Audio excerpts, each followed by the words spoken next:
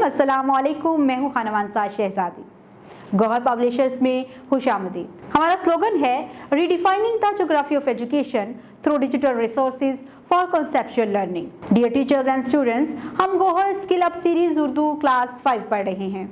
आज हम इसका सबक नंबर 10 अब्दुल सितार एहदी पढ़ रहे हैं। हम सबसे पहले उसके हासिलात तौलम देखेंगे, उसके बाद चलेंगे अपने सबक की तरफ। हासिलात तौलम, सबक की तदरीस के बाद तुलबा इस काबिल हो जाएंगे कि वो मतन को फहम के साथ पढ़ सकें।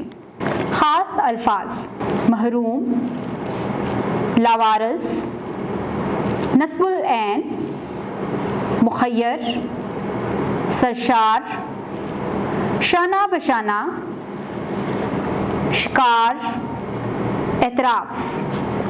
प्यारे बच्चों, ये ख़ास अल्फाज इस सबक में इस्तेमाल किए गए हैं। आप 2 से 3 मरतबा इन अल्फाज को गौर से पढ़ें ताकि आपको सबक पढ़ने में आसानी हो सके। सारे इंसान आपस में बराबर नहीं, जैसे हाथ की 5 उंगलियां बराबर नहीं हैं।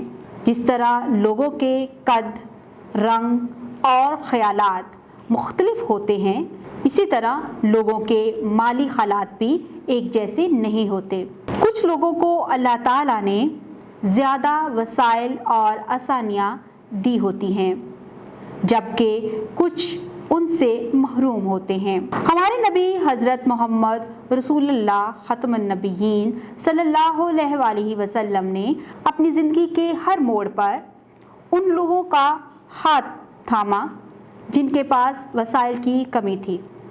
इनमें यतीम, बेवाएँ, गरीब, मसाकीन, मुसाफिर और ज़ईफ़ ख़ास तौर पर शामिल हैं। आप सल्लल्लाहु अलैहि वसल्लम ने तमाम मुसलमानों को एक दूसरे का ख्याल रखने की तालीम दी, ख़ासकर उन लोगों की जो नादार, कमज़ोर, बेघर और मजबूर हों। हमारे इर्द गिर्द ऐसे बहुत से वाक़यात होते रहते हैं जिनमें बहुत से लोग बेघर, बच्चे लावारिस और यतीम हो जाते हैं। कुदरती आफात में ऐसा अक्सर हो जाता है कि लोग अपनों से बिछड़ जाएं या उनके घर तबाह हो जाएं, जैसे ज़लज़ले, सैलाब और हादसात वगैरह में।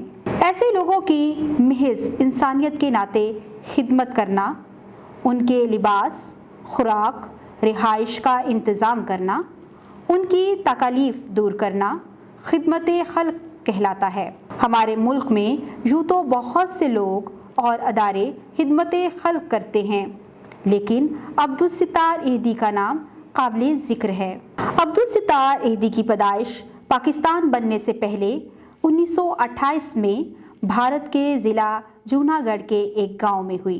11 बरस की उम्र में उन्हें अपनी वालदा की माजूरी का दुख देखना पड़ा। वो अपनी वालदा की खिदमत करते रहे, मगर वो इन्हें जल्द छोड़कर दुनिया से रुखसत हो गई। 19 साल की उम्र में वालदा की जुदाई ने इनके दिल पर गहरा असर किया और उन्होंने खिदमत खल्क को अपनी ज़िंदगी का नस्बुल ऐन बना लिया। क़याम पाकिस्तान के साथ ही 1947 में पाकिस्तान आ गए और कराची में रिहाइश अख्तियार कर ली। 1957 में तकरीबन 30 बरस की उम्र में आपने कुछ मुखय्यर हजरात के ताउन से एक फ्री डिस्पेंसरी कायम की, जहां मुस्तहिक लोगों का मुफ्त इलाज किया जाने लगा। कुछ अरसा बाद यही डिस्पेंसरी अब्दुल सितार एहदी फाउंडेशन में तब्दील हो गई। आपने पूरे मुल्क में फाउंडेशन की शाखें खोली, जहां यतीम खाने, डिस्पेंसरियाँ, एम्बुलेंस सर्विस, बेघर और लावारिस अफराद के लिए फलाही अदारे और माजूर अफराद की बहाली के मराकज़ कायम किए। आपने इन मराकज़ और अदारों में यतीम, बेआसरा, लावारिस बच्चों, मर्दों, औरतों सबको पनाह दी और उनकी देखभाल का इंतज़ाम किया। इस फाउंडेशन की एम्बुलेंस सर्विस 24 घंटे मुयस्सर होती है।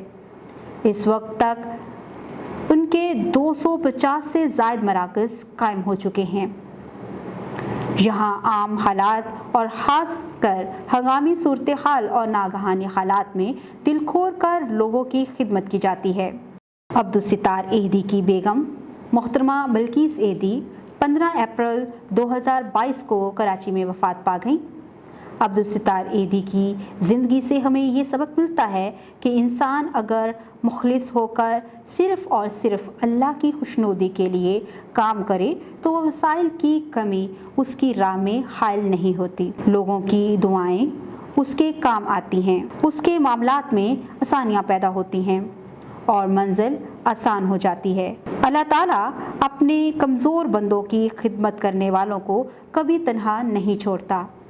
एदी फाउंडेशन के बानी और सरपरस्त लाखों इंसानों की खिदमत करके 8 जुलाई 2016 को हाल के हकीकी से जा मिले।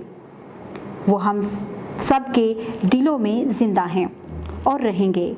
उनको खिराज तहसीन पेश करने का बेहतरीन तरीका ये है कि उनके मकसद को आगे बढ़ाया जाए। जी बच्चों, आज हमने अब्दुल सितार एदी साहब के बारे में पढ़ा है। उनकी शख्सियत हमारे लिए एक बेहतरीन नमूना है कि हमें भी लोगों की मदद करनी चाहिए और हमें दिखावे के लिए लोगों की मदद बिल्कुल नहीं करनी चाहिए, क्योंकि खिदमत खल्क हम सिर्फ अल्लाह की रज़ा के लिए करते हैं। हमारे इर्द गिर्द हमारी क्लास में अगर कोई ऐसा बच्चा है जो कि बेहतर तरीके से लिबास नहीं पहन सकता, जूते नहीं खरीद सकता, बैग नहीं खरीद सकता, तो हमें सबको मिलकर उसकी मदद करनी चाहिए। उम्मीद करती हूँ आपने इस सबक से और इस वीडियो से बहुत कुछ सीखा होगा।